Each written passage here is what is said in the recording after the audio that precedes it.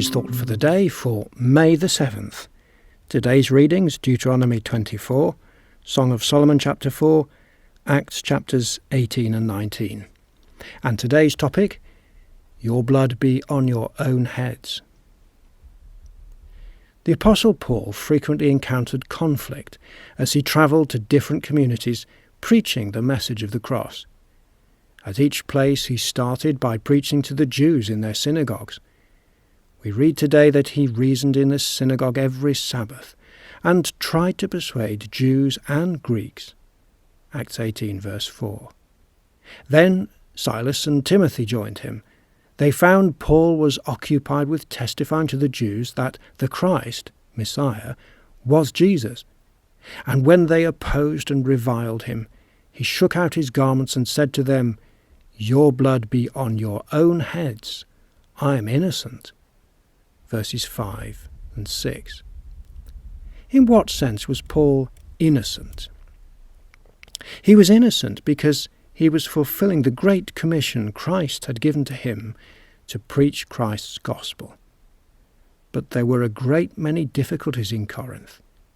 To encourage him, the Lord said to Paul one night in a vision, "Do not be afraid, but go on speaking and do not be silent, for I am with you, and no one will attack you to harm you."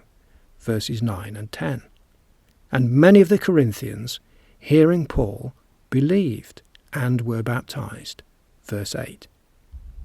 It is most interesting to note that his enemies seized Sosthenes, the ruler of the synagogue, and beat him.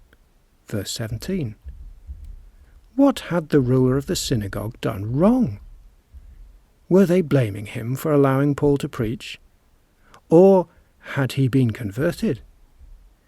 We notice that the very first verse of Paul's first letter to the Corinthians says, "Paul, called by the will of God to be an apostle of Christ Jesus, and our brother Sosthenes." We will see in tomorrow's reading of Acts 20 that Paul tells the elders from Ephesus, "I testify to you this day that I am innocent of the blood of you all, for I did not shrink from declaring to you the whole counsel of God." Verses 26 and 27. All believers of Paul's gospel, which is the gospel of God, Romans chapter 1 verse 1, should make themselves innocent by seeking opportunity to declare to all they come in contact with the gospel that Paul preached, which is the only real gospel. If you have not yet accepted that gospel yourself, why not? Is the way too narrow for you?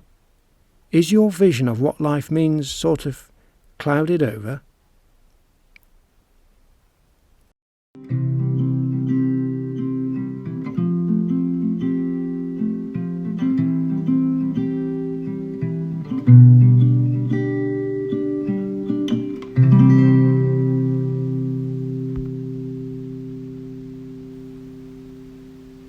Well, that concludes today's Thought for the Day.